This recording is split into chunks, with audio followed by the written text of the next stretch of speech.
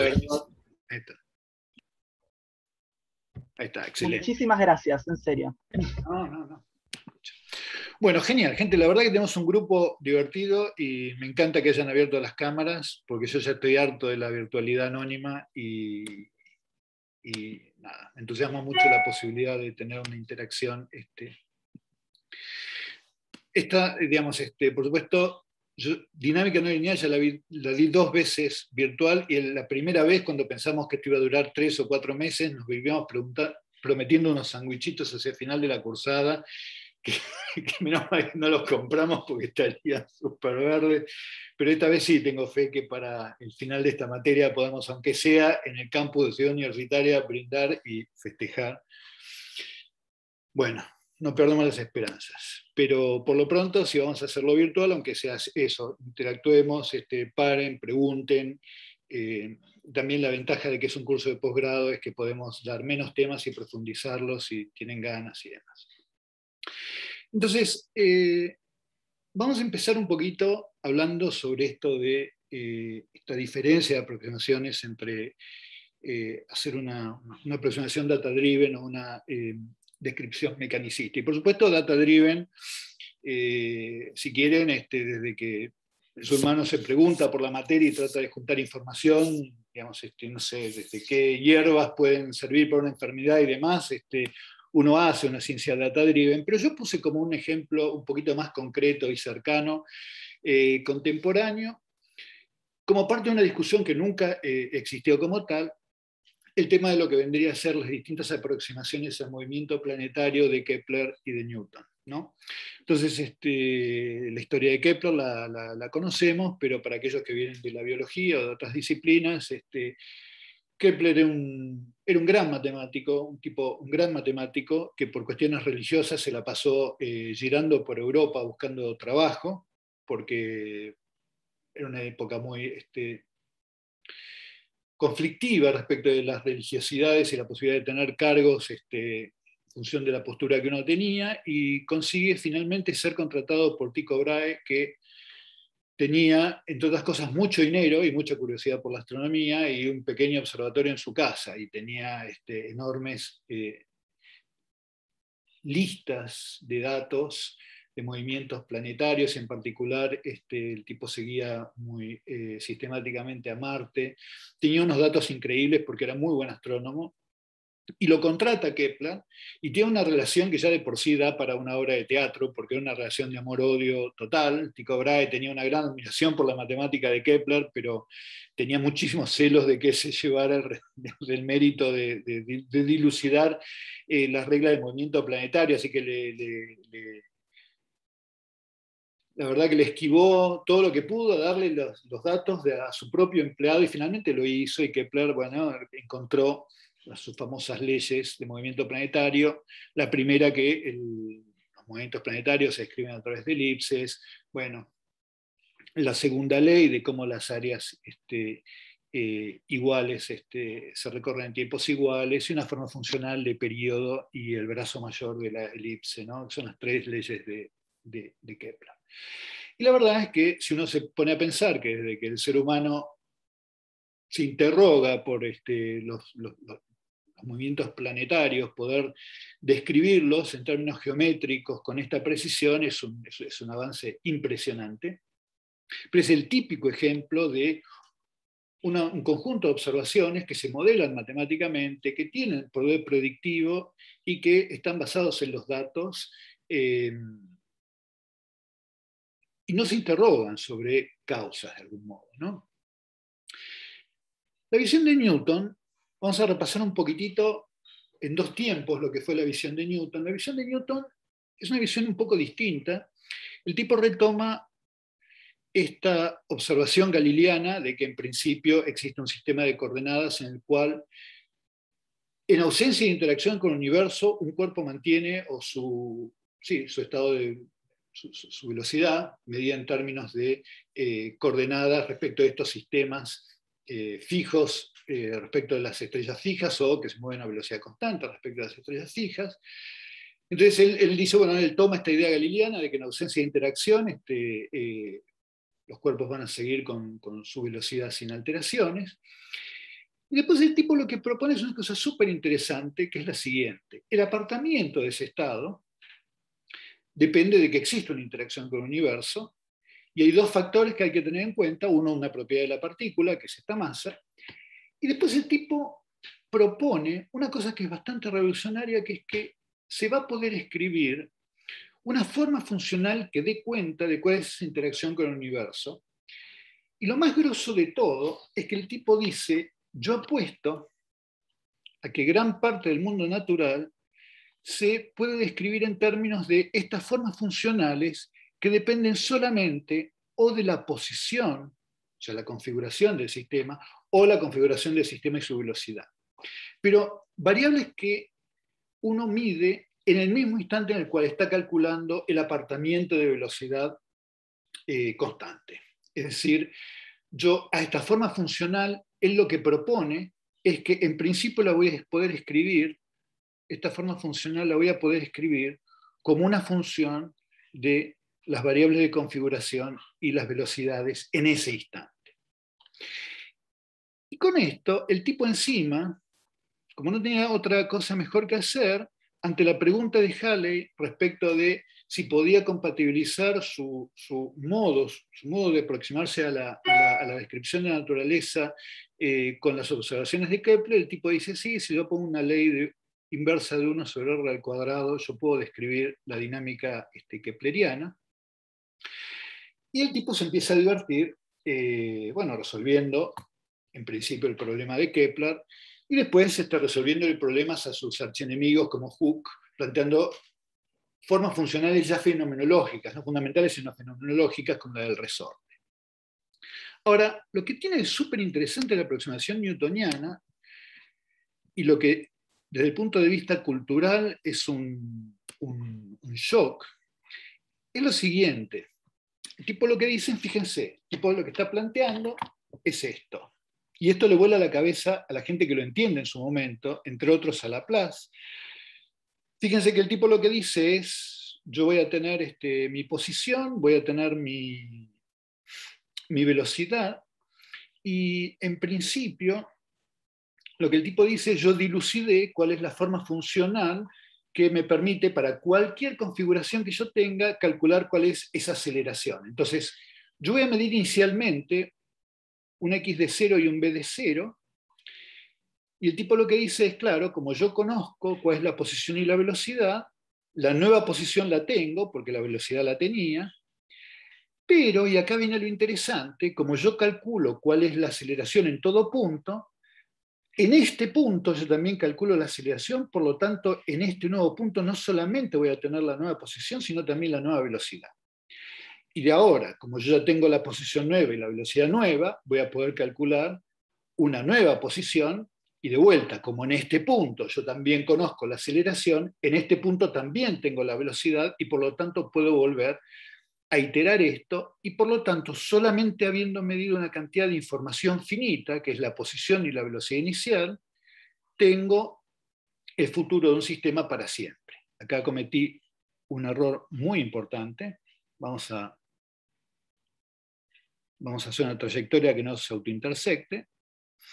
Pero esto le voló la cabeza a quienes lo entendieron, entre ellos a Laplace, porque dijo, este es el sistema del mundo, es así nomás, dijo. Esto cambia la manera en la que concebimos la naturaleza, porque ahora no es cuestión de coleccionar leyes que funcionen como la de Kepler, sino que ahora es cuestión de dilucidar cuál es la forma funcional que describe cuál es el apartamiento de los valores constantes de las variables de un problema.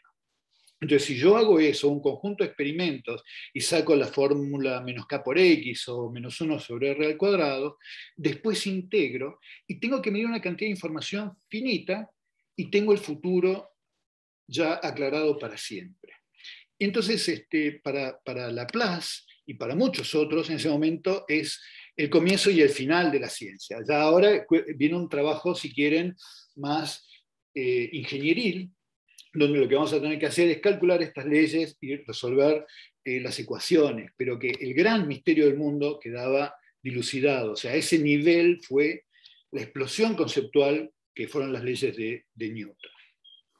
Desde el punto de vista de la formulación matemática, si quieren, esta idea newtoniana de que los campos vectores que describen cuál es la tasa de variación de las variables, dependen de las variables en ese punto, definen, junto con las condiciones iniciales, un sistema dinámico. Y bajo ciertas condiciones de suavidad, para el campo vector y las derivadas, los jacobianos del campo vector, entonces la solución de este problema es única. Es decir, yo tengo un X que pertenece a Rn y tengo una medición de X0 perteneciente a Rn. Si este campo vector es suave, entonces la solución es única. El conjunto de variables en términos de los cuales yo tengo una prescripción única para la evolución del sistema, ese conjunto de variables se conocen como el espacio de fases. Entonces, en un espacio de fases yo no tengo autointersecciones, cada punto tiene un único futuro. Muy bien. ¿Qué es lo que no describe Newton? Y esto es una cosa súper interesante. En principio no describe PDEs, ecuaciones diferenciales agregadas parciales.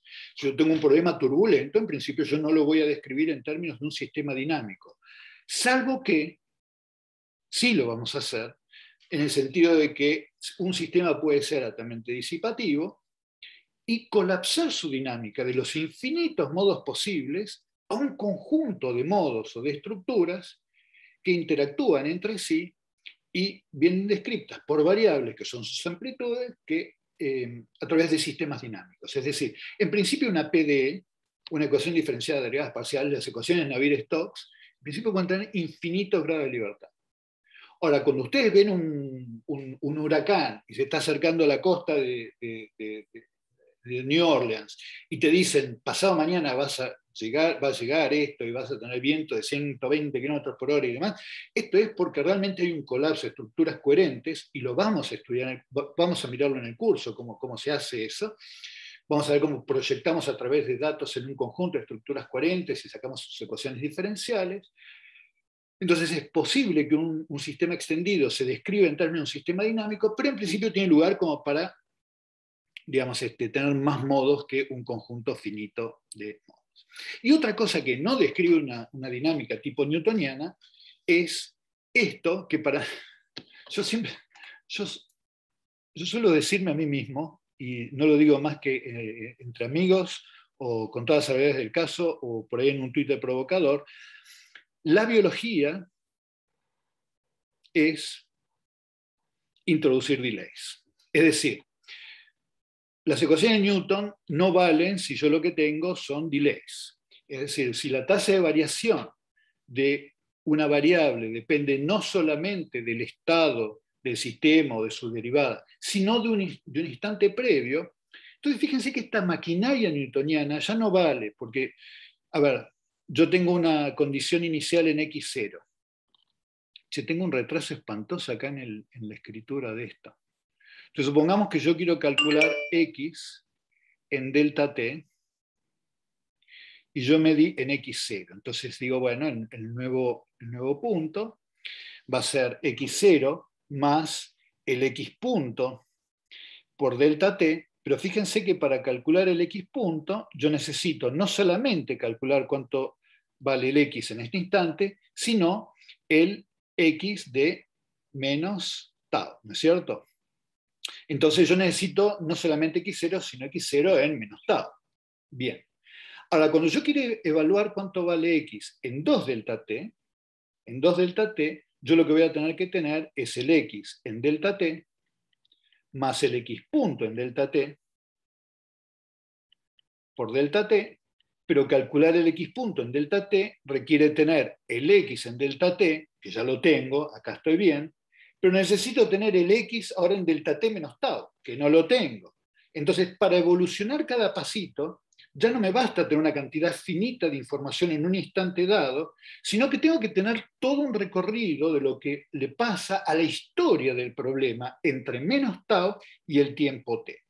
Desde ese punto de vista, se dice que un sistema con delay es infinito dimensional y a diferencia de lo que ocurre con las leyes de Newton, ni bien yo ponga esto acá, me salgo del paradigma newtoniano tan bello de decir, si yo mido ahora un conjunto finito de variables, tengo el futuro para siempre. Ni bien yo tengo delays, tengo que tener una historia en todo un segmento temporal y el esquema newtoniano se me va al diablo.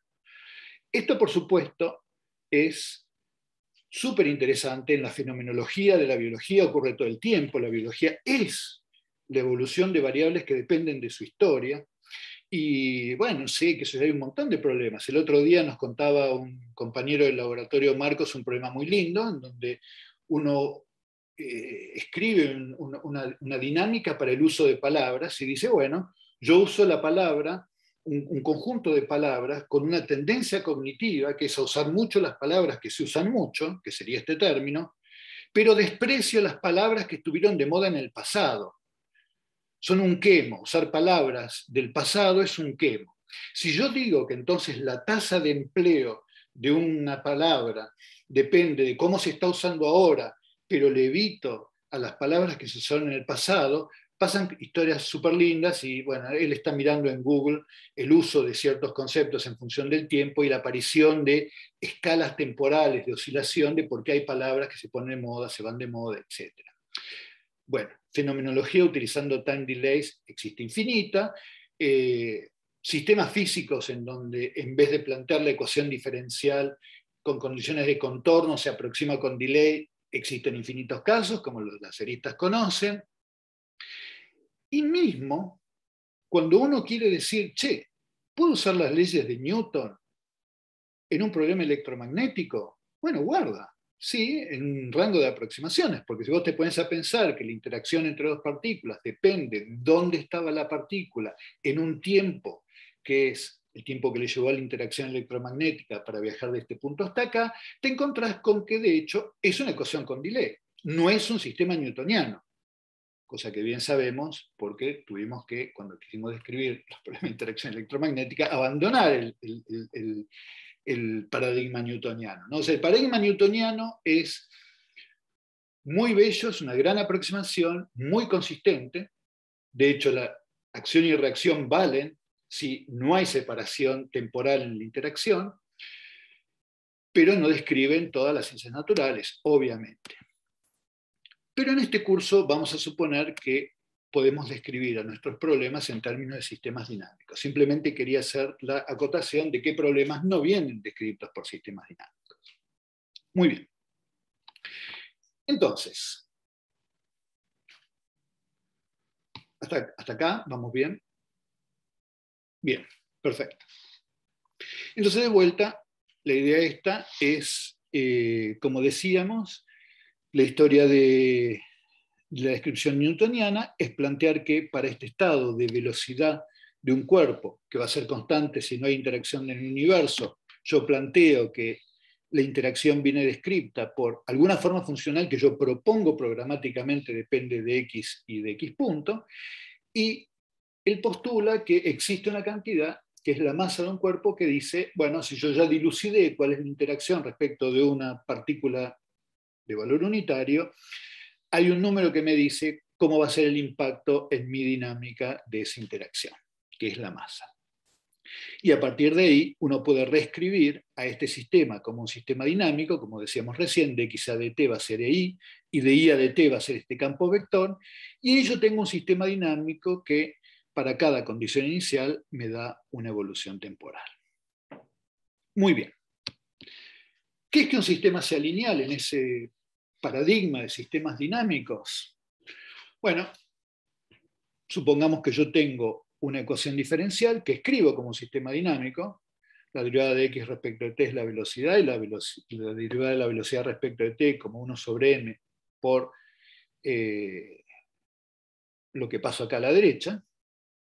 Si lo que está a la derecha, el campo vector, si lo que está a la derecha de mi sistema de ecuaciones diferenciales, esto que está acá, es un campo vector lineal, decimos que la ecuación diferencial es lineal. Si yo tengo acá una función f1 de x y de b, que es simplemente la función b, y tengo un f2 de x y de b, que es una función lineal, menos beta por b menos k por x, como f1 y f2 son dos funciones lineales de x y de b, decimos que el campo vector es lineal. Por supuesto, si yo tomo un péndulo físico y hago exactamente lo mismo, describo la derivada de θ respecto de t como un omega y la derivada de omega respecto de t con lo que obtengo de este término, que es la proyección de la fuerza en la dirección angular, lo que obtengo es que ahora el campo vector es una función no lineal, ¿no? Porque yo tengo que el F1 sí es omega, hasta acá vamos bien, pero el F2 es una función no lineal de θ, que es menos el seno de θ. Y como esta es una función no lineal, decimos que el campo vector es no lineal. Entonces, cuando hablamos de sistemas dinámicos no lineales, hablamos de la biología de los no patos, es decir, la física de casi cualquier sistema, porque en principio es muy raro que nosotros podamos aproximar a un sistema o modelarlo en términos de un campo vector lineal. Por más que le damos tanta pila a eso en los primeros años de la carrera. Entonces, acá les pongo un caso, y que es pertinente para lo que vamos a ver en el curso, de lo que yo llamo una descripción newtoniana de la neurociencia. ¿Qué llama una mirada newtoniana de la neurociencia? Bueno, una mirada en donde el conjunto de variables que describen el comportamiento de una neurona esté escrito como un sistema dinámico. Entonces, son 10 guitas aparte si esto es una buena física o no. Esto es lo que le valió el Nobel a Harkin y a Huxley. Es el voltaje, la diferencia de potencial entre el interior y el exterior de una neurona, y su evolución temporal, mejor dicho, la tasa a la que varía ese voltaje, depende de que estén prendidos o no unos canales que permiten intercambio iónico, y la dinámica de esos canales viene dada por formas funcionales que estos dos tipos de formación cuantitativa modelaron. Entonces, esto es un conjunto de ecuaciones diferenciales ordinarias. Teóricamente, si yo puedo ver cómo están prendidos o apagados los canales en un momento y cuál es el voltaje, yo puedo describir como un sistema dinámico de solución única cuál es la evolución temporal de esta. Y por supuesto, si esto involucrara interacciones con delays despreciables, tener una maquinaria que nos dice que midiendo suficiente cantidad de información, tengo, digamos, puedo predecir en qué voy a estar pensando pasado mañana. Ridículo como suena, ¿no es cierto? Bueno, súper rápido para no aburrirlos, pero para ser precisos en el lenguaje.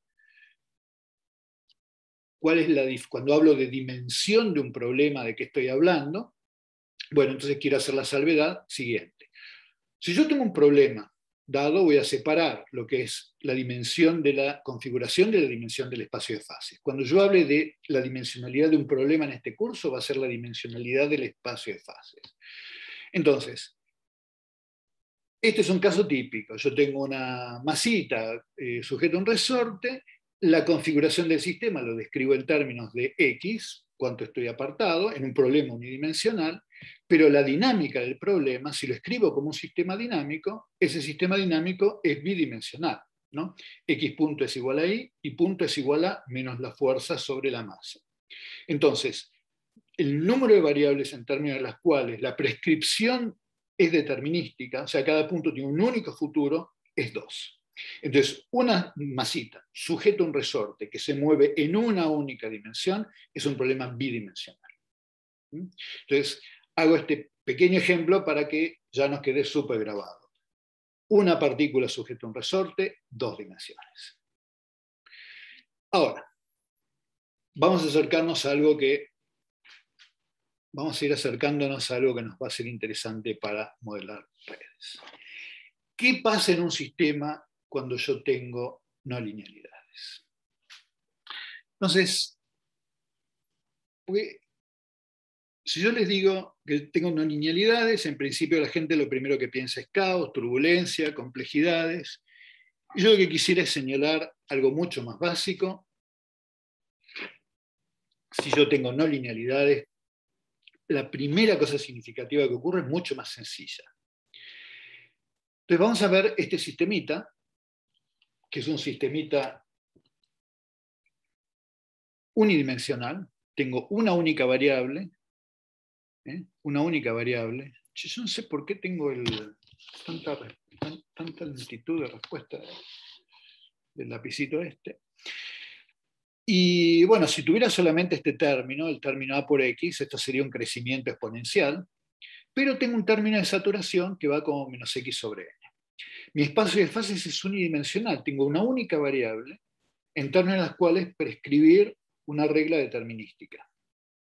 Ahora, si yo dibujo en un espacio auxiliar a este campo vector, yo lo que tengo es una parábola, y fíjense, como la parábola lo que me indica es cuál va a ser la tasa de variación del X, fíjense que todo lo que esté entre 0 y n, 0 es la primera intersección de esta función con el eje X, y n es la segunda intersección, todo lo que esté acá entre 0 y n va a tener valores positivos de X punto. O sea que cualquier condición inicial por acá se va a mover avanzando. ¿Okay? Porque X punto es mayor que 0. Ahora, todo punto que sea mayor que n o que sea menor que 0 va a tener un X punto menor que 0. ¿Okay? O sea que los X van a decrecer. Entonces, lo que yo tengo ya de analizar solamente cualitativamente, qué es lo que ocurre con este campo vector, yo ya sé que lo que voy a tener es que las condiciones iniciales positivas, que sean menores que n, van a tender hacia n, y las que sean mayores que n van a tender hacia n. Por supuesto, si x fuera igual a n, el x punto es igual a 0. Entonces, tal punto se llama un punto estacionario o punto fijo. Y este otro punto también es un punto fijo, porque en 0, x punto es igual a 0. Entonces, esto es un punto fijo. Pero la puta madre, ¿qué puede ser esto? Punto fijo. Bueno, a ver si... Esto es magia, ¿no? Porque yo no creo que cambiar el color cambie nada. Entonces, esto también es un punto fijo. Punto fijo. Sin embargo, no hay diferencia grande entre este punto fijo y este, porque fíjense que en este punto fijo cualquier perturbación me lo vuelve a traer al valor de n, mientras que en este punto cualquier perturbación del punto fijo me lo aleja del 0. Entonces, a este punto fijo lo conozco, lo voy a llamar un punto fijo estable, y este punto fijo un punto fijo inestable. Sin embargo, lo que tiene de interesante es que para que puedan haber existido dos puntos fijos aislados, yo necesité que esto fuera no lineal. Fíjense que este mismo problema, planteado solamente con el término lineal, si yo hubiera tenido la derivada de x respecto de t igual a por x, el mismo análisis me hubiera dado que si el a es positivo, esto hubiera sido una recta por acá, si el es negativo me hubiera dado pendiente negativa, y el único punto estacionario hubiera sido el 0. Salvo que A fuera igual a 0, en cuyo caso todo el subespacio hubiera sido 0. Entonces, un sistema lineal tiene o un único punto fijo aislado o un subespacio degenerado de puntos fijos. Mientras que un sistema no lineal puede tener esta maravilla de tener coexistiendo varios puntos estacionarios aislados. Y esa es la primera diferencia enorme entre un sistema dinámico lineal y un sistema dinámico no lineal. Un sistema dinámico no lineal puede tener una multiplicidad de puntos fijos aislados. Y como puede tener eso,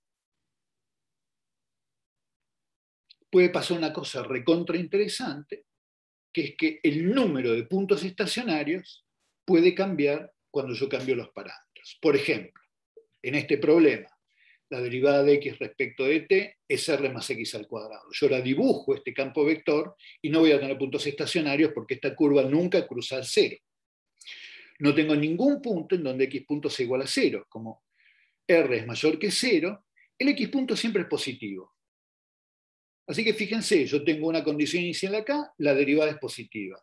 Cuando pasa por acá también es positiva, será más lenta, pero es positiva. Y cuando pasó por acá, irá rapidísimo. Ahora, si el r es igual a 0, hay un punto donde el sistema, si lo dejo ahí, se queda. Es un punto estacionario. Y para cualquier valor de r menor que 0, como yo tengo estas dos intersecciones, y las derivadas van a ser menores que 0 en este intervalo y mayores que 0 en este intervalo, lo que tengo es que apareció un par de puntos estacionarios. Ese cambio cualitativo en las soluciones de un problema se conoce como bifurcación. La bifurcación es la existencia de cambios cualitativos de la dinámica cuando yo cambio los parámetros. Muy bien. Voy a parar un cachito para ver si quieren preguntar, protestar, si estoy yendo muy rápido, si estoy yendo muy lento, si tienen preguntas. Vamos a parar un poquito la moto y cuéntenme mientras me tomo un mate cómo vamos. Por ahora viene clarísimo, Gabriel. Buenísimo. Sí, muy bien. ¿Bien? Bueno, excelente. Excelente.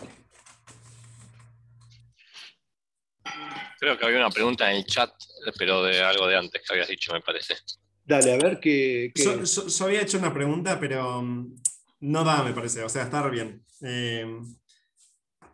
Creo que un poco también la contestaste con lo que venía, porque no entendía muy bien la definición de la dimensionalidad del espacio de fases. Y ahora creo que quedó más definida. Ah, bueno, buenísimo. Como el mínimo número de variables, ¿no?, que necesitas para describir determinísticamente el sistema. Exactamente. Exactamente. Exactamente. Exactamente. Esa es mi definición. De una. Buenísimo. Sí, para que acá estoy que me pasó una cosa, también me pasan cosas raras con Zoom. Acá abrí el chat y no lo puedo cerrar. Acá. Ahí está. Buenísimo. Párenme sin problema porque por ahí no leo el chat. Una cosa, Gabriel, Sí, recién me cambiaste el color, quizás cambiarlo a otro que no sea amarillo, porque se ve medio, como que se lee poco, excelente. por eso.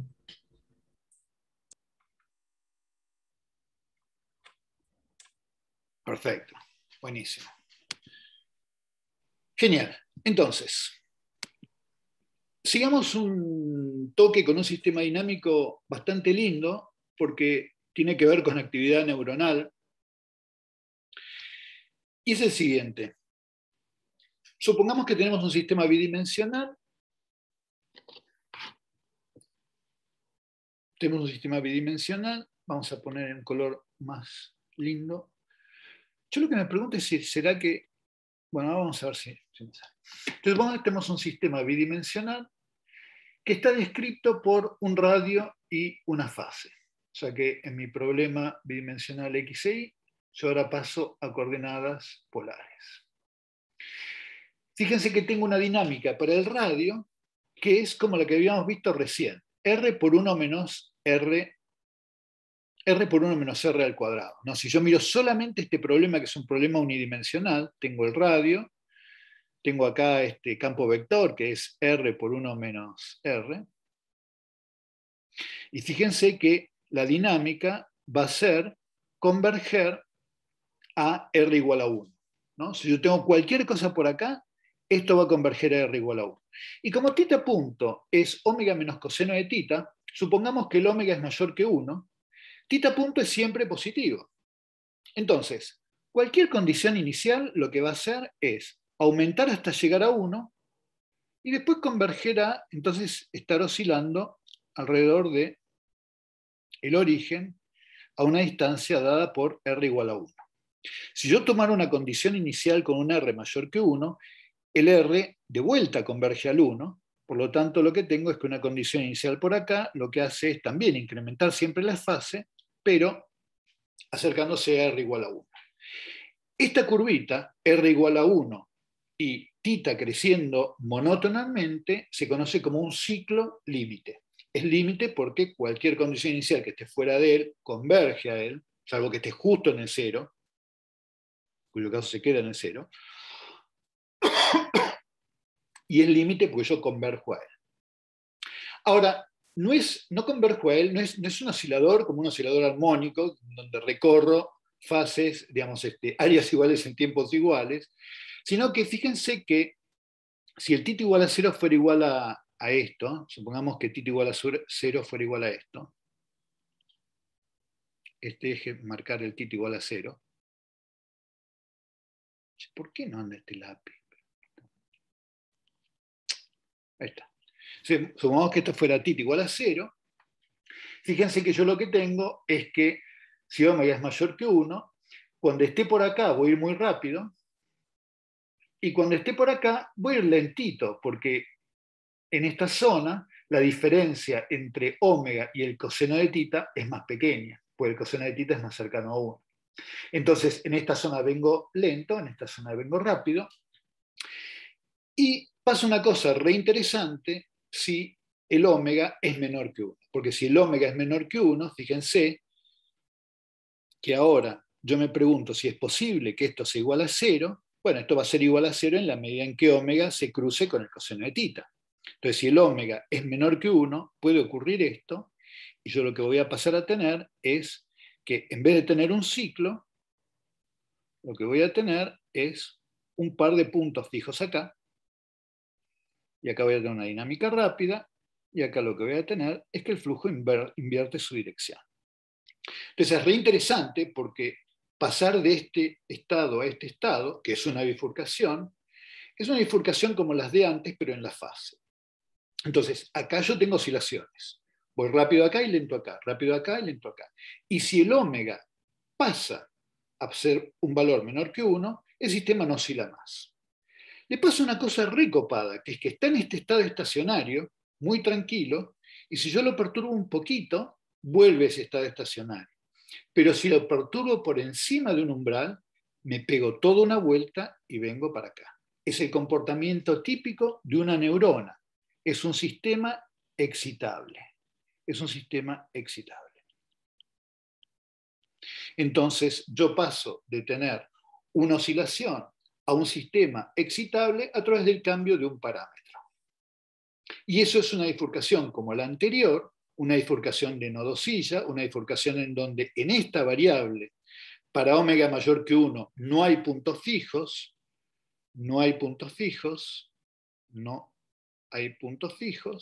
para la variable θ,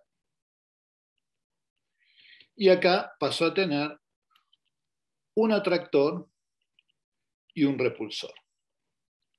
Entonces, este problema que habíamos visto hace un ratito en la parte radial, en este problema se expresa en la fase y nos permite hacer la transición de tener oscilaciones a tener un sistema excitable. La bifurcación es la misma que esta que veíamos acá, de no tener un punto estacionario a tener un atractor y un repulsor, pero en este caso se expresa en la fase y desde el punto de vista de la dinámica me hace la transición entre tener oscilaciones y tener un punto estacionario. Y si encima, pues acá tenemos una simulación numérica del sistema oscilando, donde fíjense que hasta hay un montón de tiempo cerca de una fase y después tengo un pico muy rápido, o sea que esto describe la dinámica de picos. Una dinámica de picos es una dinámica de este estilo, lenta en una zona del espacio de fases y muy rápida en otra, un alto continuo espectral, y cuando cruzo la bifurcación, lo que tengo es que me quedo siempre en el valor estacionario, converjo al valor estacionario. Si por algún motivo, cuando yo cambio un parámetro del sistema, esta función omega tuviera una saturación, ahí tengo bien descripta un conjunto muy grande de neuronas, en donde para valores suficientemente pequeños del parámetro tengo valores estacionarios, excitables, y cuando incremento mis parámetros lo que tengo son oscilaciones que empiezan a incrementar su tasa de disparo y eventualmente saturan. Muy bien. Y déjenme introducir un problemita que va a ser re interesante para plantear redes neuronales, que es la descripción de ese mismo problema desde el punto de vista de una variable que es la tasa de disparo de una neurona. Entonces supongamos que ahora X es ya la tasa de disparo de una neurona, y esta es una ecuación fenomenológica, se conoce como el modelo aditivo, y fíjense cómo es la dinámica de este problema. Entonces, tengo una variable X que va a describir la tasa de disparo de una neurona, Y lo describo en términos de esta ecuación fenomenológica. La derivada de x respecto de t es menos x más una sigmoidea de un parámetro, ρ más c por x. Esta función sigmoidea es una función, la tengo dibujada más abajo. Bueno, es una función que en principio s de x, o sea, la función 1 sobre 1 más e a la menos x, es una función que tiende a 0 para x negativo y que tiende a 1 para x positivo, ¿no? Fíjense que cuando x tiende a infinito, esto se va a 0, así que esto tiende a 1, y cuando x tiende a menos infinito, esto se va a 0, porque es 1 sobre infinito. Y acá vale un medio. Entonces, ¿qué pasa? ¿Cómo es la dinámica de este problema? Es súper divertida. Fíjense.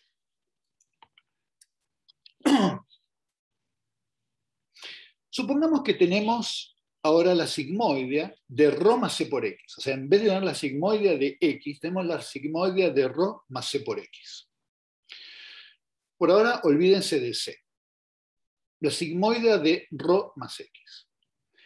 Fíjense que esta sigmoidea, si ρ es negativa,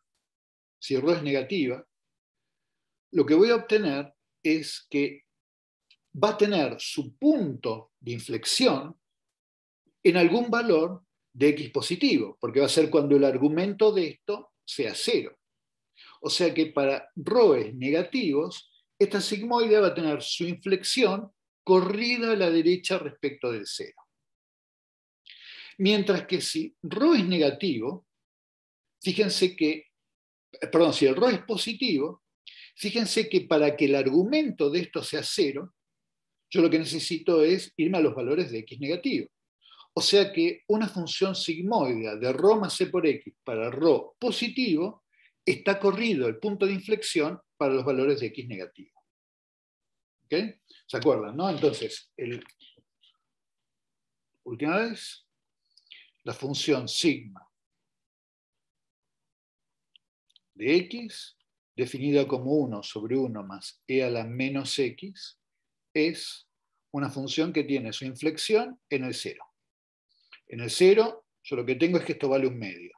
X grande, me voy a 1, x pequeño me voy a 0. Entonces, si ahora yo lo que hago es sumarle a x algo, yo le voy a sumar algo, más ρ, si este ρ es positivo, esto que está acá se me va a ir para este lado, porque yo tengo que ir a valores negativos de x para que el argumento sea 0. Y si yo le sumo un ρ negativo, esto se me va a ir para este lado, porque yo tengo que irme a x positivos para que el argumento se haga 0. Muy bien. ¿Qué cornos tiene que ver esto con una neurona? Bueno, fíjense. Cuando yo tengo valores de input de ese valor de parámetro positivo, las soluciones del problema estacionarias, que son cuando todo esto sea igual a 0, se van a dar cuando x sea igual a la sigmoide. Entonces ahora los puntos fijos van a existir cuando se intersecten la recta con la sigmoide. Entonces, esto quiere decir que para ρ's positivos, como se me corrió la sigmoide a la izquierda, la intersección entre x y la sigmoide se me va a dar en valores positivos de x. Si yo tengo ρ's bien negativos, como esto se me corrió un montón, yo voy a tener que el estado x tiene como punto estacionario el 0. Y hay algún conjunto de valores intermedios en los cuales el sistema, si C es suficientemente grande, va a tener 3 intersecciones. Entonces yo puedo pasar de tener o un punto fijo a 3 puntos fijos o un único punto fijo. Por supuesto, esto depende de que C sea suficientemente grande.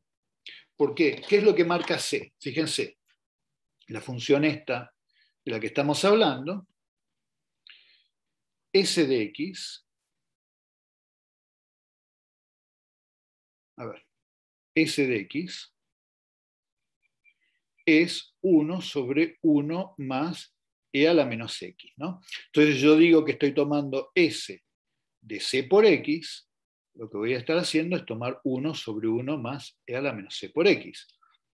Si c es un número muy grande, esto de converger a 1 o a 0 pasa enseguida, ni bien me aparto del 0. O sea que con c grande, esta función es una sigmoide recontraviolenta, como si fuera un escalón. Perdón, un escalón. Esto es lo que pasa para c grande. Mientras que para c chiquito, esta función es recontra suave.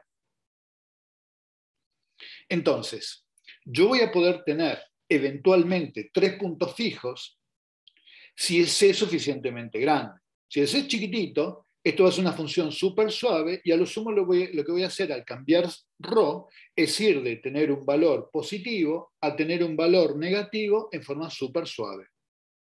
Pero si el c es suficientemente grande, paso de tener un punto fijo a tener eventualmente 3 o a tener solamente 1.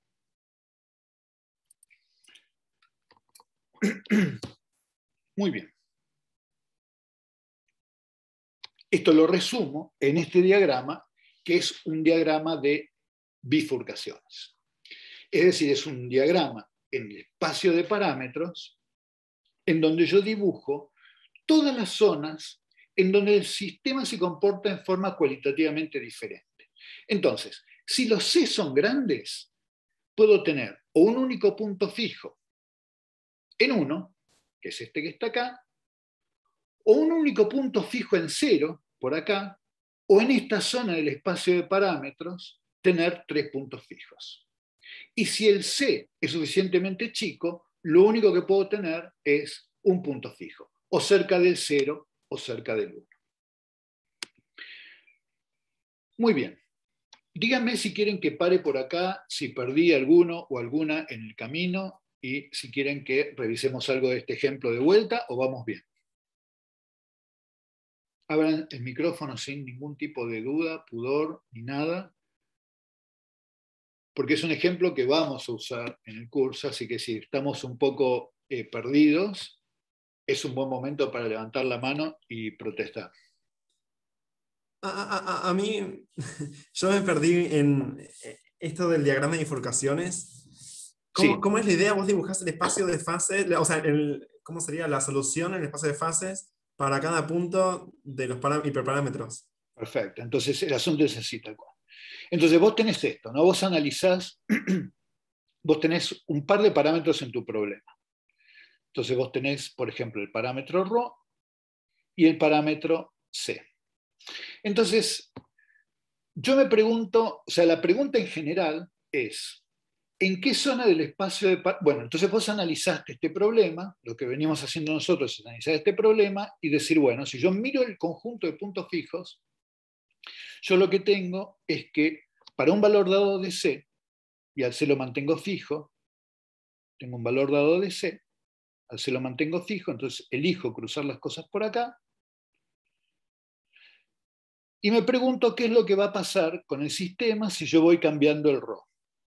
Y después me voy a hacer la pregunta de qué es lo que va a pasar con el sistema si yo hago lo mismo, tengo un C fijo y voy cambiando el parámetro por acá, y después me pregunto qué es lo que va a pasar con el sistema si mantengo el C fijo y vengo cambiando el sistema, cambiando el parámetro por acá.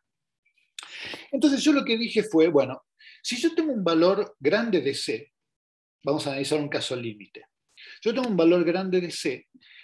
El tema de estudiar qué es lo que le pasa a los puntos fijos del problema es estudiar qué es lo que ocurre con las intersecciones entre la recta X y el sigma de ρ más C por X. ¿Estamos de acuerdo? Y entonces dijimos, bueno, cuando yo tengo un ρ suficientemente negativo, este problema,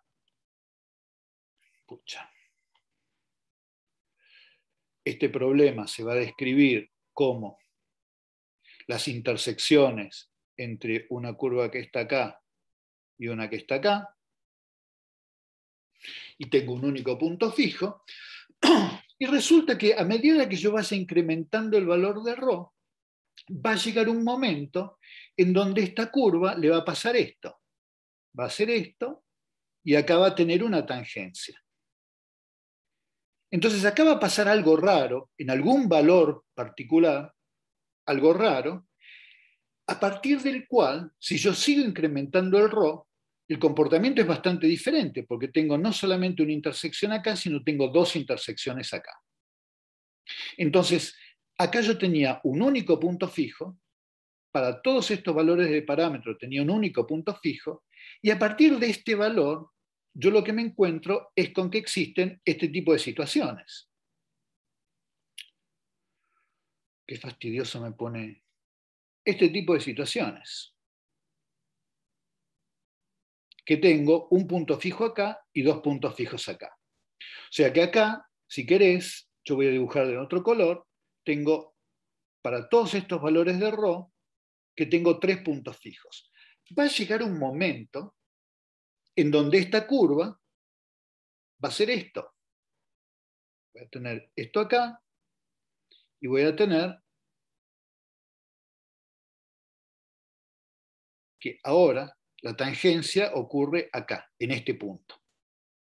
Y a partir de ese punto, lo que voy a tener es que de vuelta tengo un único punto fijo, el de acá arriba, porque de ahora en más la curva va a ser esto.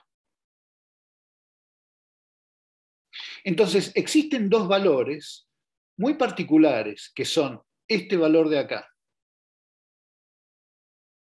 y este valor de acá, en donde esta sigmoidea es tangente a la recta. Esos dos valores son dos valores muy particulares, son valores de bifurcación. ¿Está bien? ¿Hasta ahí me seguís, Mati? Creo que se desconectó justo, pobre. Sí, estaba a punto de decir eso. Se desapareció justo en el medio de la charla. Uy, esperamos un cachito. Pero está clarísimo, igual está buenísimo.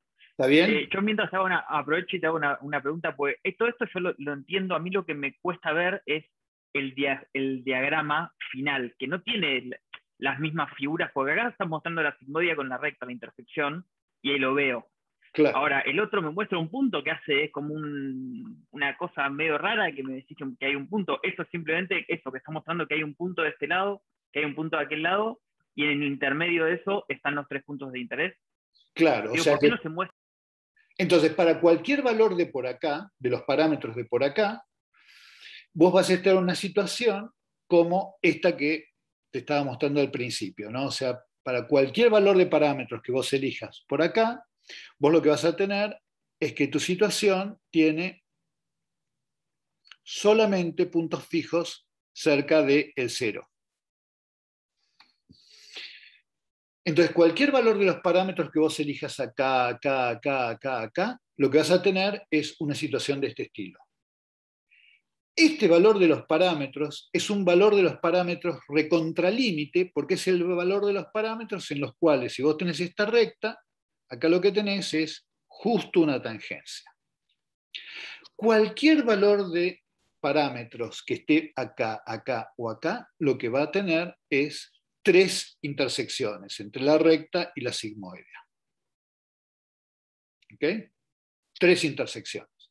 Ahora, cuando llego a este punto del espacio de parámetros, ocurre que ahora el sistema tiene su tangencia acá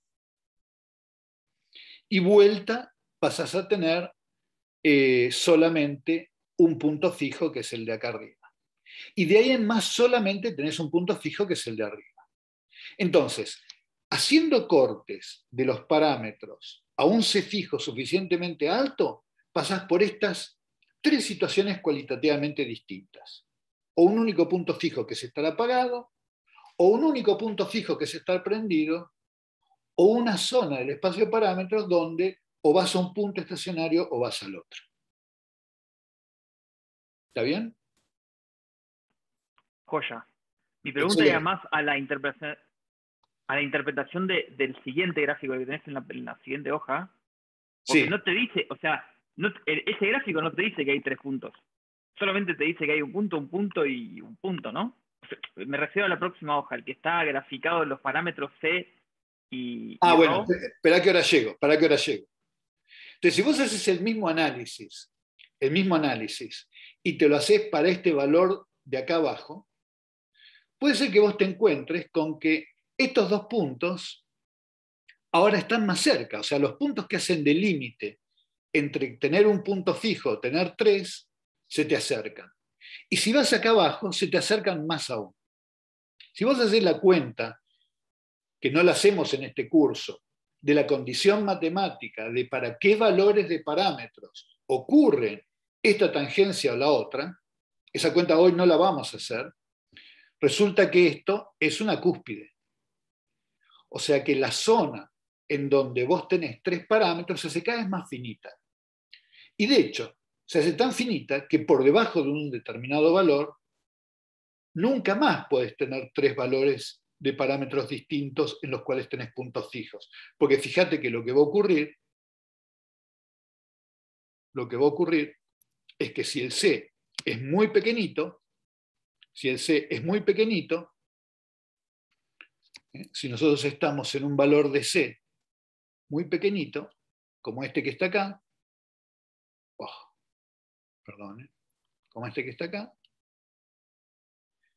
a medida que yo vaya cambiando el valor de ρ, fíjate qué es lo que va a pasar. Yo voy a tener que estudiar, como siempre, la intersección entre una recta y la sigmoidea. Pero la sigmoidea va a ser una función tan suavecita que en ningún momento la pendiente de esta sigmoidea va a llegar a valer 1. Siempre va a ser menor que 1. Entonces yo la puedo mover hacia la derecha o la puedo mover hacia la izquierda y nunca voy a tener un codito que haga que yo la intersección entre la sigmoide y la recta tenga 3 puntos de corte. Si yo tengo que esta función es tan suavecita que su pendiente nunca llega a 1, nunca va a poder ser tangente en este lugar, digamos, y por lo tanto yo voy a poder aumentar el ρ o disminuir el ρ, y lo único que va a pasar es que el valor de la intersección será un valor grande o un valor pequeñito, pero siempre voy a tener un único punto fijo. Entonces, yo decido que es interesante separar el espacio de parámetros, y para hacer una red neuronal, vaya que si va a ser interesante, entre C suficientemente grande, donde yo puedo tener o un punto fijo, que es tener la red apagada, el sistema, la neurona apagada, o la neurona prendida, o tener la coexistencia de neurona prendida o apagada, o elegir tener un valor de C suficientemente pequeñito, como para que siempre yo tenga, dado un input, un único output. En estos valores de C suficientemente chiquitito, el sistema tiene un único punto fijo. Y por lo tanto, yo sé que la salida de mi problema es una función de la entrada. No depende de mis condiciones iniciales. Y eso es re importante para plantear el problema de la existencia de una red. Entonces, si C no es lo suficientemente grande, las soluciones atractoras de este problema constituyen un continuo en función de los parámetros, entre valores que van cercanos a 0 y valores que son cercanos a 1.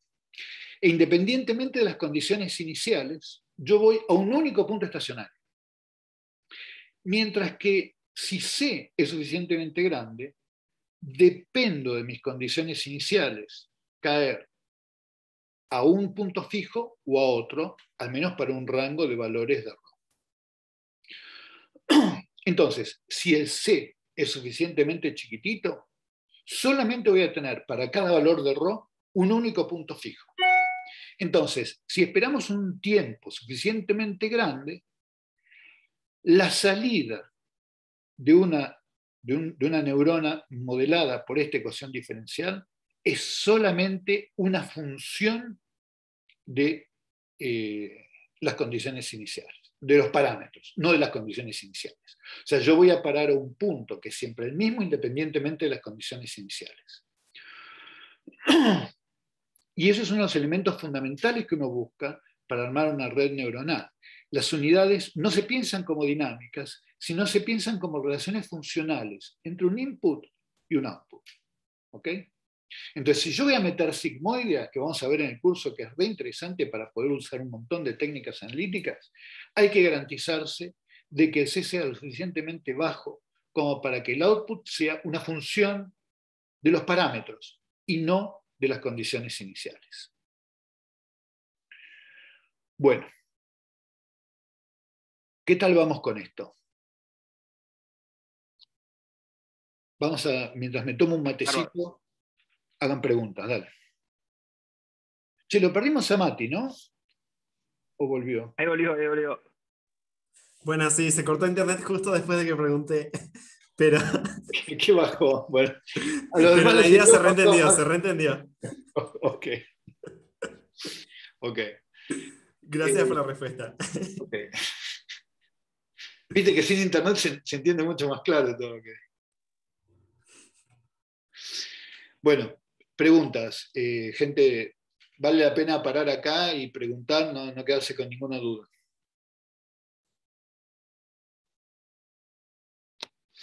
Entonces, nada, resumiendo, en este sistemita dinámico, que yo represento a la activación de una unidad que va a representar una neurona a través de una variable que sería su tasa de disparo. La tasa de disparo puede ser 0, o sea, la neurona apagada, o estar disparando un rate dado. Pero la gracia de esto es que si el C es suficientemente bajo, independientemente de mis condiciones iniciales, para cada valor de parámetro, la salida estacionaria es una función del parámetro y no de las condiciones iniciales. Y eso es re interesante. O sea, porque fíjense que para cualquier valor de parámetros, si yo eligiera un C suficientemente grande y me voy a un ρ que está por acá, fíjense que en términos de mi espacio de fases, si yo ahora dibujo el espacio de fases X, y acá tengo el 0, voy a tener un punto acá, cerca del 0, un punto repulsor acá y un valor cerca del 1 por acá. Entonces, esto sería un drama si yo quiero hacer una red neuronal con una unidad que describe descripta por esto, x punto igual a menos x más una sigmoide de ρ más c por x, sería un drama, porque yo voy a obtener una respuesta o no de mi sistema en función no solamente de los parámetros, sino también de mis condiciones iniciales. Y yo podría parar a este atractor o a este atractor dependiendo de mis condiciones iniciales. Ahora, si yo estoy por acá abajo, está recopado, porque dependiendo del ρ, o me voy a un punto estacionario que está cerca del 0 por acá, o me voy a un punto estacionario que está cerca del 1 por acá. Y eso depende solamente del input. Entonces, mi input, perdón, del parámetro ρ, del input que yo le estoy metiendo a la neurona. Entonces, mi salida solamente va a ser una función de mis parámetros y no de las condiciones iniciales. ¿Puedo te hago una pregunta? Sí. Por ahí me estoy adelantando, pero una cosa que no estoy viendo es si a nosotros lo que nos interesa entonces de esto es sacar una especie de función que nos funcione como un switch, digamos, de prendido y apagado de la neurona. Digamos, ¿de qué nos sirve tener la sigmoida, que es como una función continua con un montón de valores, si al final nos terminamos quedando con una especie de función partida de prendido apagado? O sea, ¿por qué nos va a interesar la riqueza de eso, de tener todos esos otros parámetros, si podríamos simplemente decir, bueno, prendido apagado para tal parámetro y punto? Está buenísimo. Pregunta. Vos sabés que lo único que te voy a pedir es que me cuentes quién sos, porque veo un conjunto de ventanitas, pero justo no la tuya. Matías Zanini. Ah, Matías, ok.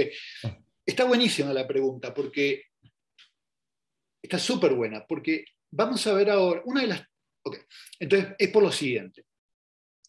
Uno de los grandes desafíos que tuvo el tema de redes neuronales cuando se empezó a concebir es cómo cornos, porque todos más o menos conocemos el final de la historia, ¿no? El final de la historia es vamos a armar un montón de estas unidades acopladas y las vamos a entrenar con ejemplos. Entonces vamos a decirle, por ejemplo, yo te voy a mostrar la figura de un gatito y te voy a decir que esto es un gato, otro gatito, esto es un gato, un perrito, esto es un perro, etc. Y el gran desafío fue, ¿y cómo hago para modificar los parámetros como para que cada vez que yo le muestre un perrito me diga que es un perrito? Entonces, ese problema que fue el de cómo entrenarla fue el gran dolor de cabeza cuando se empezó a intentar concebir la estrategia de las redes neuronales. ¿Viste? ¿Qué hago? Empiezo a cambiar al azar y bueno, no vas a ningún lado. El gran breakthrough fue decir el sistema de backpropagation que me dice, dado el error que yo tenga en una vuelta que entrené a la red y me anduvo mal, ¿cómo hago para cambiar los parámetros en la dirección posta que hagan que la próxima vez el error sea más chiquitito? Y esas cuentas, si vos podés tener una función súper derivable, divina, como la sigmoidea, son un dulce de leche. Porque vos vas a empezar a derivar esta función y te van a quedar productos de funciones, son unas cosas algebraicas divinas. Entonces, esta función, que tiene esta propiedad rara, que como bien decís vos, lo último que voy a querer es que clasifique bien, o sea, que si va más grande que algo me dé 1 y más chico que algo me dé 0, posta. Ponerle sigmoideas paga porque sus derivadas, en vez de diverger, te dan todas funciones analíticas y las cuentas van a ser súper algebraicas. Entonces, yo te voy a pedir que me des un par de días de confianza, porque dentro de, no mañana, sino el miércoles, vamos a ver backpropagation y las cuentas de backpropagation, y vas a ver que por haber elegido sigmoideas, un montón de cosas se transforman en funciones algebraicas hermosas. Buenísimo. O sea que básicamente lo que tiene que ver es con eso, es como no querer ser tan tajante en prendido de pago, sino bueno, permitirle una especie de libertad de moverte un poquito alrededor de eso para justamente para hacer estas cuentas y todo eso. Sí, vos pagás, exactamente, vos pagás el precio de un rango de parámetros en donde no vas a estar haciendo una clasificación exitosa, pero Claro. te recontrapaga por la analiticidad de tus resultados. Exactamente. Buenísimo. Gracias. Por supuesto, después vienen un montón de trade-offs en donde por ahí a veces elegís que tus representaciones más piolas sean lineales o ReLU, en fin. Después hay otros criterios por los cuales elegís otro tipo de funciones saturadoras. Pero vamos a tratar de bancar a la sigmoide a todo lo que podamos por los beneficios de las cuentas y digamos, que nos permiten demostrar las herramientas de backpropagation y ajustes de parámetros.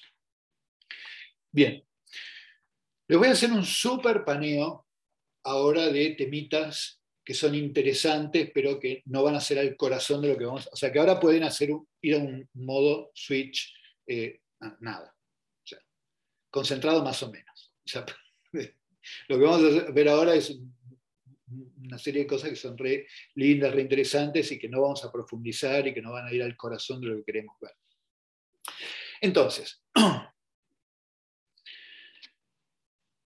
vimos un par de bifurcaciones, una bifurcación, la bifurcación de nodo silla, porque era importante para este sistemita dinámico que va a ser el corazón de lo que van a ser nuestras redes, pero el estudio de sistemas de bifurcación es un estudio súper lindo, porque cuando uno se pregunta por qué tipo de cambios cualitativos pueden existir en estos sistemas dinámicos, lo interesante es que son clasificables.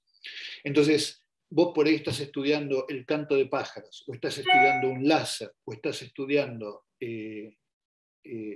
una dinámica de manchas solares, y de repente, o el niño, y de repente estás encontrándote con un tipo de bifurcación. Y decís, ¿por qué encuentro siempre este tipo de bifurcaciones? Bueno, porque no hay tantas tampoco. Entonces, los cambios cualitativos que pueden ocurrir en sistemas no lineales son clasificables y existen ecuaciones paradigmáticas que los representan. Se llaman formas normales. Y en un curso de dinámica uno aprende cómo llevar un problema arbitrario a su forma normal. Esta es una bifurcación muy linda porque describe las rupturas de simetría, ¿no? Es la bifurcación de Pitford. Si uno tiene un valor de mu menor que 0, tiene un único atractor, y si uno tiene que mu es mayor que 0, este sistema puede tener dos atractores que son simétricos conjugados. Y cada vez que uno tiene un problema donde las soluciones pueden tener menos simetría que la ecuación diferencial, esto se conoce como ruptura espontánea de simetría, y este tipo de bifurcaciones en física de partículas se han hecho famosos un montón de gente y han hecho ganar varios premios Nobel.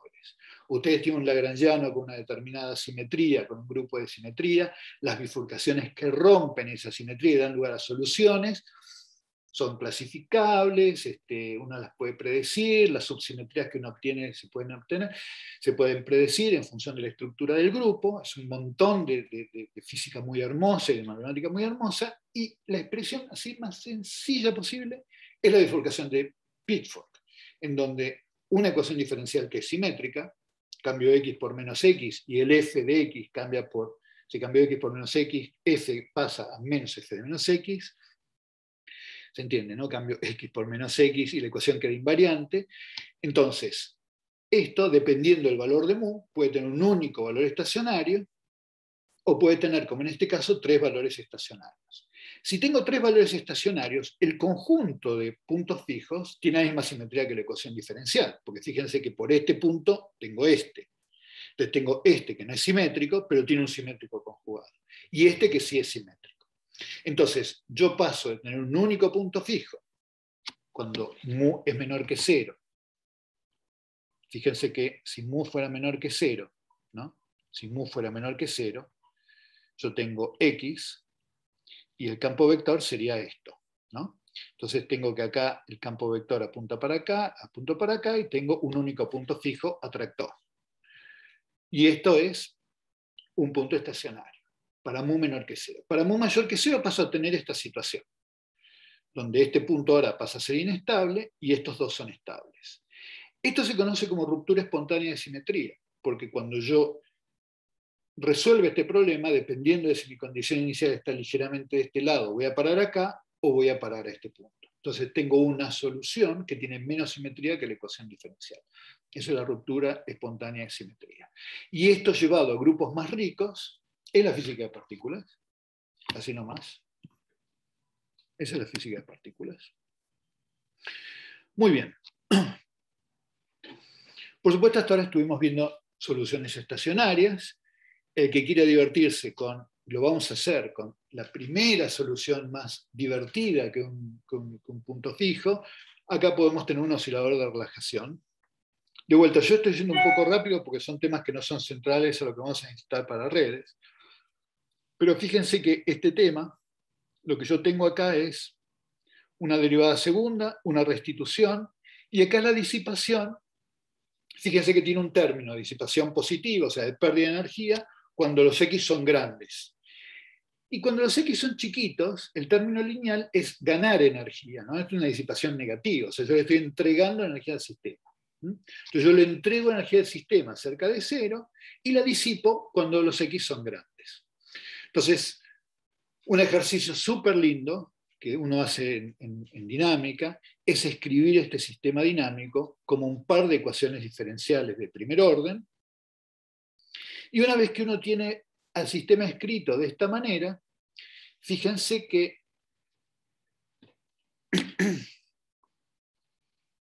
yo no los quiero matar, porque me parece que los estoy matando. Sí que los estoy matando, ¿no? Bueno. Seguí. ¿Sigo? Ok. Fíjense. Termina la historia al menos. Terminó la historia, ahí está, claramente, terminó la historia. Fíjense, yo acá voy a tener un único punto estacionario, ¿no? Si yo me pregunto por dónde es igual a 0 el campo vector, o sea que el x punto es igual a 0 y el y punto es igual a 0, va a ser para x igual a 0, y si x igual a 0, necesito que y sea igual a 0 para que el x punto también sea igual a 0. Entonces, desde el oscilador original hasta este sistema es un poquito un cambio de variables, un poquito de álgebra, no tiene nada del otro mundo. Pero cuando tenemos este campo vector, descubrimos que tenemos un único punto estacionario, que es en 0, pero fíjense qué divertido lo que pasa acá. Supongamos que mu es súper grande. Entonces, yo acá tengo una curva, que es y igual a x cubo sobre 3 menos x, que la voy a dibujar acá. Entonces, fíjense que si mu es grande, pasa una cosa muy interesante. Si yo estoy sobre la curva, no pasa nada, el x punto sería igual a 0. Pero si yo no estoy exactamente sobre esa curva, si y está por encima de x cubo sobre 3 menos x, el x punto es enorme. ¿Ok? Y si el y está por debajo de esta curva, ¿ok? Lo que tengo es que el x punto es enorme, pero en la otra dirección. Por otro lado, fíjense que el y punto es positivo, es negativo si el x es positivo, y es positivo si el x es negativo. ¿Qué quiere decir? Que los y's aumentan si los x son negativos, fíjense que acá el y está aumentando, y los y's disminuyen si los x son positivos. Entonces la dinámica de esto es bastante interesante. Supongamos que yo empiezo por acá, estoy por arriba de la curva, el X va a los tiros. El X punto es enorme. Entonces, al principio el Y crece, después el Y decrece, pero el X está a los tiros y recién se calma cuando yo llego a cruzar la curva. Porque cuando yo llego a tocar la curva, ahí me quedo mozzarella, el X no aumenta más porque esto es igual a 0, pero por supuesto, como el X es positivo, el Y todavía disminuye, así que la cruzo a la curva, y acá no me queda otro destino que quedarme pegadito a la curva, porque como estoy por debajo de la curva, yo por estar por debajo de la curva, ahora el X punto es menor que 0. Pero obviamente yo no puedo cruzar a la curva, porque si la toco, el X no cambia más, sigo bajando, así que no me queda otra que quedarme pegadito a la curva. Una vez que paso por debajo del mínimo, ahora sí me sigo alejando de la curva porque el Y punto todavía es menor que 0. Y enseguida tomo velocidad porque me estoy alejando cada vez más de esta curva. Así que voy a los tiros para este lado y sigue el mismo tipo de argumento. Entonces, esto es lo que se llama hacer un oscilador de relajación. Y yo alterno rápidamente entre zonas donde la dinámica es lenta. Quienes quieran leerlo en detalle, vayan al Broly mío, que está accesible en las páginas, o leanlo de cualquier lado, es oscilador de relajación, es una dinámica muy linda, que es la primera dinámica sencilla que uno puede obtener en un sistema bidimensional. Y por supuesto puede escribirlo en términos de... Bueno, esto ya se me escapó. Gabo, eso era lo que una pregunta, Gabo, eso era lo que llamábamos histéresis, ¿no? Buenísima pregunta. Buenísima pregunta. Entonces, está muy cerca de lo que llamamos histéresis, Javi. ¿Por qué? Porque ¿qué es la histéresis? La histéresis es exactamente esta, mirá. Vos tenés un problema en donde estás mirando, por ejemplo, los valores estacionarios de tu problema y tenés una curva como esta. ¿No? Entonces, suponete que yo tengo un parámetro de control y mirando los puntos estacionarios de tu problema, te encontraste con esta curva.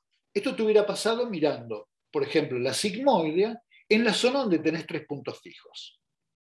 Entonces, fíjate qué es lo que ocurre acá.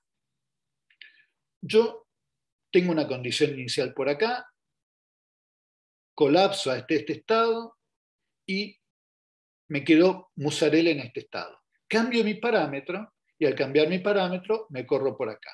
Cambio mi parámetro, vengo por acá. Cambio mi parámetro, vengo por acá. Ahora, ¿el sistema tiene esto como una única solución? No, tiene esta otra solución. Pero como vos venís de una historia en donde habías caído a este punto cuando era el único que había, ahora que vas cambiando despacito tus parámetros, no te queda otra que quedarte en ese valor. Entonces, vos te vas quedando por acá hasta que cambiaste el parámetro a un lugar en donde esta solución desaparece, y si lo cambiás un poquito más, llegás a esta situación. ¿Bien? Vos podés seguir incrementando tu parámetro y te encontrás con que el sistema se queda en un valor alto. Ahora te arrepentís y decís, quiero volver al estado anterior. Y empezás a bajar. Cuando empezás a bajar, te encontrás con que el sistema, como ya estaba en un valor alto, se queda en un valor alto. Y ahora te empieza a entrar una duda. Che, yo había tomado las mediciones a este valor de mu hace un ratito. No, ¿medí mal? ¿Qué hice? Claro, no. Exactamente, medí mal. Pará, yo antes tenía esto, entonces seguís bajando y te encontrás con que bajas en un valor distinto del valor en donde subiste. Dices, che, hice el experimento mal, voy a volver para adelante. Volvés para acá, haces tu experimento y otra vez saltás en el mismo lugar y ahora volvés a bajar y otra vez te encontrás con que bajás a un lugar distinto. Entonces, la histéresis que vos descubriste haciendo magnetismo en tus ejercicios de electricidad y magnetismo es un reflejo de la coexistencia de soluciones, es decir, de un problema en el cual tenés más de un atractor y dependiendo de tu condición inicial vas a un valor o a otro. Entonces, en el problema que vos tenías, ¿no?, de acá, o tenés un punto fijo, o tenés 3, o tenés 1, si vos haces esta dinámica, te vas a encontrar con que yendo y viniendo, las transiciones ocurren en valores distintos. Entonces, suponete que vos tenés este problema y ahora decís, uy, voy a hacer que este parámetro dependa del tiempo con una dinámica. Entonces, suponete que voy a hacer esto. Yo voy a tener mu por a más epsilon al cuadrado más epsilon 2 menos a al cubo. Y te voy a dejar como ejercicio, si tenés ganas, mostrar que existen valores de epsilon 1 y epsilon 2 en donde pasa esto. Eso puede ser, por ejemplo, la amplitud de unos rollos convectivos en una convección de Benard-Marangoni. Y suponete que la diferencia de temperatura ahora dependa de tu fuente de calor y de que se prenda o no el modo convectivo. Si el modo no se prende, yo le meto calor y la temperatura aumenta. Pero si yo prendí el modo convectivo, entonces mu punto es menor que 0. Por más que yo le meta calor, estoy refrescando y la temperatura baja. Entonces ahora, en un problema en donde había estéresis, esta dinámica lo que hace es que cuando el A es muy chiquitito, el mu punto sea positivo. Salto, y como ahora el A es grande, el mu punto es negativo, y vuelvo para atrás. Entonces, la histéresis es la prima hermana del oscilador de relajación. Vos le metés una dinámica a tus parámetros en un problema con histéresis y tenés un oscilador de relajación. Así que está muy cerquita el problema de tener un oscilador de relajación con tener un problema con histéresis. Y bien le pones una dinámica a los parámetros que dependa de que estás de un lado u otro de la rama de histéresis, la histéresis se convierte en un oscilador de relajación. Genial, gracias, Gabo. Buenísimo. Perdón, Gabo, y Sí. en el diagrama de parámetros de ese problema, donde hay histéresis, ¿cómo se dibuja? Bueno, es que justamente un problema con histéresis, por ejemplo, es un problema como este que estábamos viendo acá. Este es un problema con histéresis. Porque yo, si vengo de acá por acá, fíjate, yo cuando vengo y hago este recorrido, lo que le va a pasar al sistema, si yo miro el X y tengo tu campo vector, que es el X menos la sigmoidea, lo que va a ocurrir acá, creo que lo tengo dibujado por acá arriba. Creo que lo tengo dibujado por acá arriba.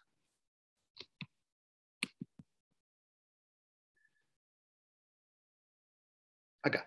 Si vos mirás el campo vector, en esta zona lo que tenés es esta curva que tenés acá, estoy dibujando X menos la sigmoide ahora, ¿no? Entonces yo tengo esta función que está acá y el máximo no llega a tocar el eje antes de la bifurcación. En la bifurcación lo tocas. Pero si tu condición inicial estaba acá inicialmente, que vos generes un par de puntos estacionarios, importa un rábano, porque vos no estás explorando esa zona del espacio de fases. Vos te quedás en este punto estacionario, aunque exista otro valor posible, salvo que le metas ruido al sistema. ¿Cuándo tenés que irte sí o sí de este punto? Cuando llegás acá y ese punto desaparece. Y entonces no te queda otra que ir a este punto. Entonces, yo salto a este nuevo punto, acá, porque no me queda otra. En el que yo estaba, desaparece. Ahora, si vuelvo para atrás, pasa exactamente lo mismo. Genero estos dos nuevos puntos fijos, pero yo estoy acá lo más pancho. No voy a desaparecer hasta que vuelva acá. Entonces, esta cuenca que aparece en una cúspide es la descripción en espacio de parámetros de la histéresis. Impecable. Perfecto. Buenísimo. Todo este detour fue porque vamos a utilizar un poquito la sigmoidea por acá abajo. Así que hemos hecho un recorrido a un montón de cosas, campos vectores, bifurcaciones, espacio de fases, para quedarnos por acá, en donde la dinámica es recontrapavota. Es ir a un punto fijo independientemente de cualquier otra cosa. Y el único posible. Genial, gente. Vamos a hacer una cosa.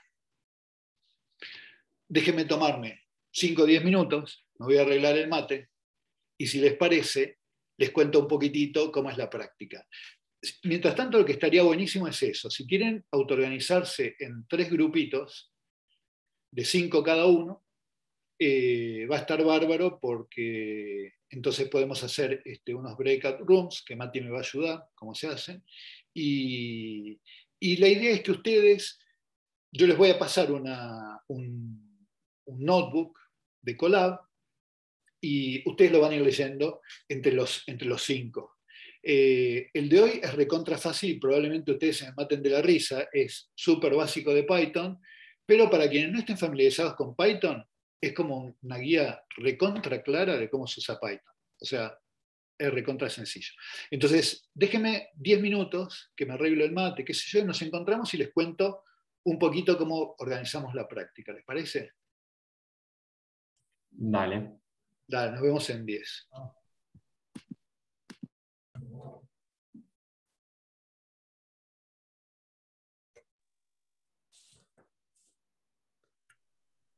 Charlamos de los grupos. Chicos, no entendí si hacemos los Arreglamos el grupos mate. rápido ahora y nos tomamos pausa. Yo hagamos los grupos rápidos y vamos a tomar algo también. Sí. Por Dale, yo también Por sí. favor. ¿Y Súper. cómo nos peleamos por Facu? ¿Quieren dividirnos? Uva no uva. Tengo entendido que el Zoom puede también hacerlos random. Por eso bueno, son- también. Va esa, me parece, Javi. Yo me ¿Cómo? engancho con la otra persona de fluidos porque me siento melancólico del tema antes de que me vaya a la parte de dinámica. Así que voy a primero ir a fluidos. Ahí va. Así que espero manden random. Después me engancho. Random está bueno, ¿no? Sí, así. Vamos con random. Sí, sí, sí. Bueno, No querés que te agarremos de los pelos, Facu. estoy ahí. Ya no tiene para agarrarle. Ya está. Perdón, pero ¿cómo es? O sea, uno hace el breakout room y lo selecciona. Lo No, manda lo hace el random. host. Cuando venga Gaby, cuando venga Gabo puede hacerlas él y nos asigna al azar a nosotros, o nosotros podemos elegir a dónde ir. Ah, de una. Para cuando vuelva le decimos. Ah, Perfecto. La va a abrir y nos va a aparecer que nos unamos a alguna en particular. No, pero no hay opción de que el host haga que se repartan. O Sí, sea, sí, o sea, nos puede mandar solos, o sea, nos puede mandar salimos hacia el azar. al azar, claro. Claro. Sí. Perfecto.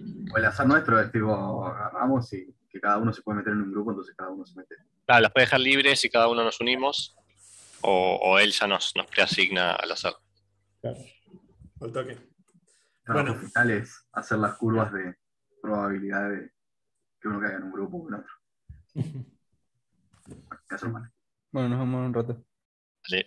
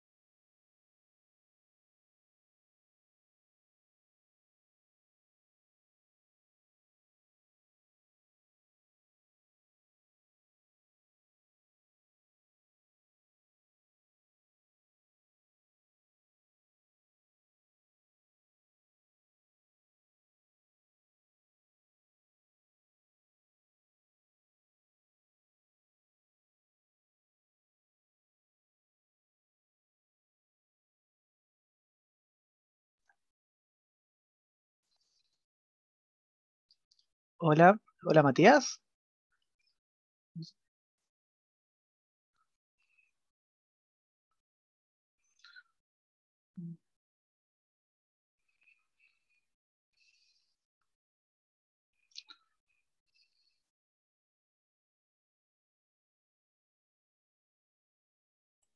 ¿Qué decís, Leandro? No sé si estamos justo en pausa.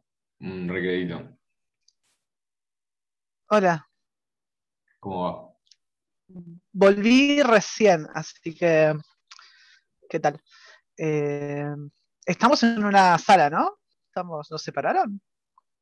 Sí, no sé si se escuché, recién te decía que estamos justo en pausa. Ahora va a arrancar la práctica y nos vamos a separar en grupos, en breakout rooms. Ah, listo, Eh, perfecto.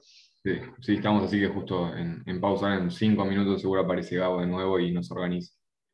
Vale, muchas gracias.